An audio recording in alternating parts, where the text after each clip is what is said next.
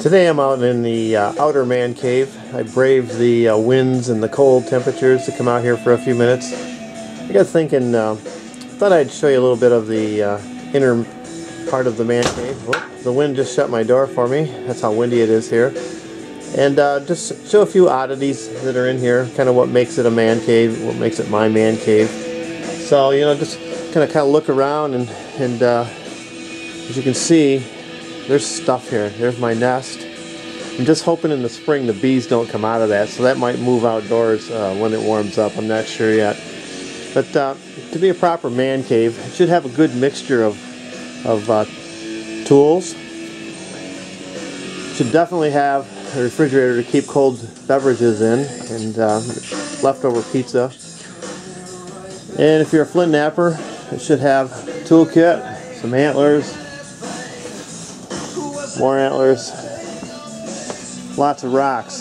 But amongst all that stuff, there's a lot of cool stuff too. You know, if you look around, there's things in here that have memories. Well, here's a picture of me and my brother when I was 1.5 years. I lost him shortly after that. He died of kidney failure, so I never really got to know my brother. But there's a lot of great mementos in here. Now that boomerang right there, I made that back when I was about 18 years old. Had a fascination with boomerangs, and so I made one, and it actually worked. And if you look carefully, right here, there's a little blue paint on there. Well, one day I was out throwing it up in the village park, and one of my buddies was sitting behind me on his dirt bike, and I threw it, and it came back, and I ducked, and it hit his dirt bike, took off the paint. And that's what the blue is on there, so it's always been on there. See, everything's got a memory. You look at these shelves over, I mean, it's just full of things that I can tell you where everything came from. This is what makes it my man cave, is I know what all this stuff is and where to find it. Of course, any good man cave's got to have traps for getting rid of vermin large and small. I've caught woodchucks, neighbor's cat, whatever in these things. More tools, lots of dirt. Got to have a good source of heat, which I'm going to be firing this thing up here in a couple of days because I'm long overdue to get some napping in. And this right here is something my son and I started. We started saving all our bottle caps off the beverages we drank, and we have this theory that someday this is going to be a form of currency. So we're saving them up. Just in case that ever happens, we've got our own currency right here. I mean, I can't think of anything better. You look over here, it's just full of stuff. And I wouldn't even dare show you my back room because it's just crammed full of junk. No place to put it, so it goes back there.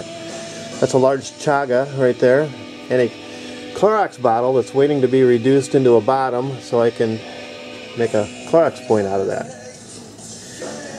Some geocaching stuff here, and then there's a beautiful brain tan hide from Tribe of Benjamin. This box and all these frames are just full of wonderful things that my good YouTuber friends have sent to me.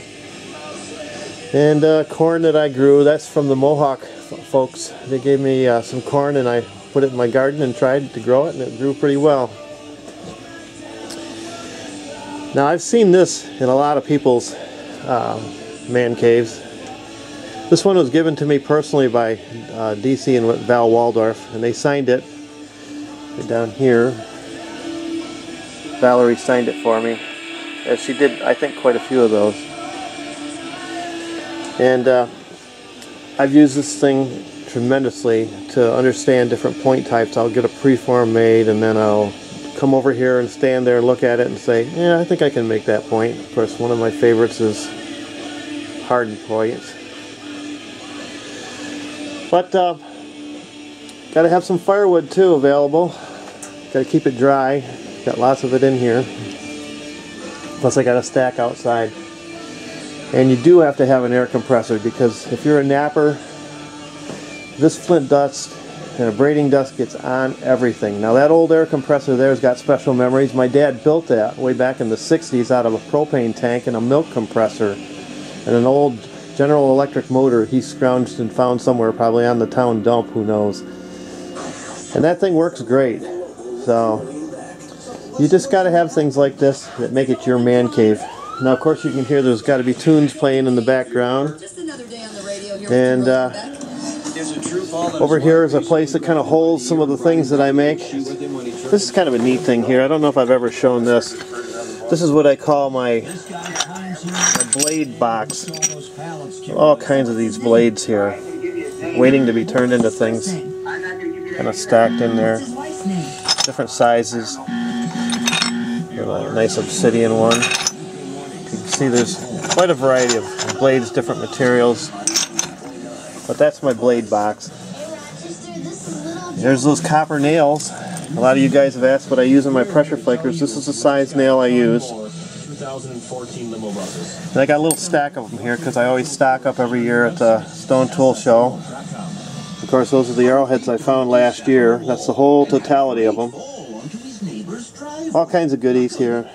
A collection of a few beverages that different friends have left here. And of course, antique bottles. I like the colors when the sun shines through. But that'll be it for this time. There's a lot more to talk about in here, and one of these days I'll break it down some more. And oh yeah, there's also hiking sticks. This one's in process here. And there's one that a guy made for me. It's a two-parter. It breaks down in the middle. And of course, one of my mouth straps. Okay, well, I'm getting off here, and I guess that's a pretty good look at some of the things in my man cave. And I just want to see if you guys want to put your man cave up on your channel. I'd love to see what you guys have. So until then, this is Paleo Man saying have a great day. Hope spring gets here soon, and there'll always be more. Thanks for watching.